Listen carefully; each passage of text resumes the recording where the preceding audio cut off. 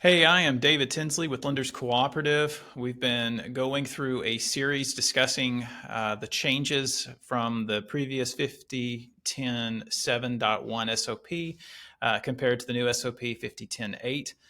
In this fifth session, I'll be talking about some of the documentation and closing requirements that are different in this new SOP. As a reminder, this series is not intended to be an exhaustive list, nor any sort of a replacement for more formal training opportunities that are available in the industry. Really, this is just a focus on how this SOP is going to be impacting lending more from my perspective and things that we should all be considering and sort of as we're planning through our lending processes. But in keeping with the name, the very first thing is let's talk about closing documentation. Um, in changing from the do what you do philosophy that I kind of talked about in detail, I want to hit a couple of items specifically. The first of which is that you have to document each disbursement. This in the 5010.7.1, if you were to go back and compare the language there, it was much shorter. It was really kind of follow your internal processes. That's gone, as I discussed in the previous session. So really, what does that mean? It means the 1050 is back, or you can use a lender, your own equivalent form of that. But really, that's used primarily to show and document that very first disbursement.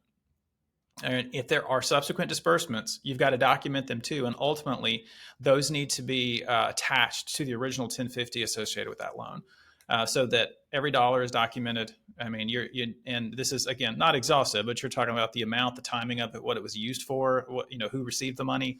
All of those things need to be evident and documented sufficiently. So to really take a look at that section, the exception to this, as far as this specific requirement of the 1050, is for express loans. I think Export Express or Small 7A. In addition to the 1050, you have to document the equity injection.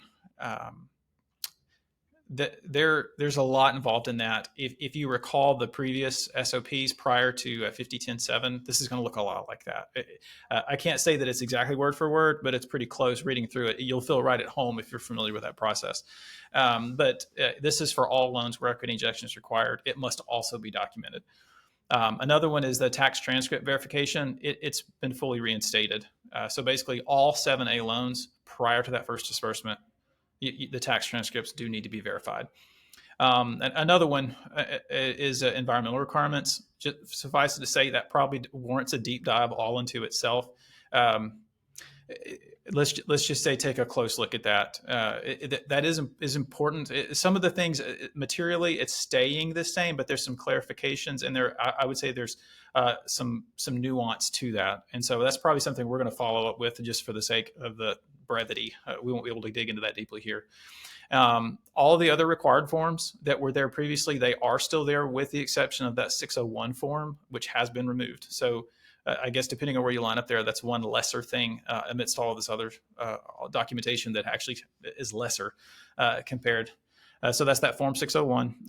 And then in addition to the closing documentation, really take a close look. There's now this specific, and it's worded in the SOP that those state-specific provisions, you are responsible as the lender for ensuring that your loan documents contain any of that state-specific language that's required. So make sure you're looking at that and you're comparing it. And then there's the borrower closing certifications.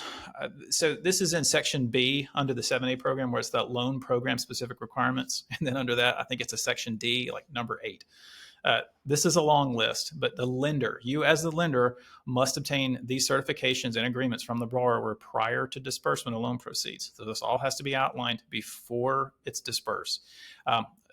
I'm just to give you a few examples of that. You have to, the borrower has to certify that they've received a copy of the terms and conditions. There's just been no adverse change.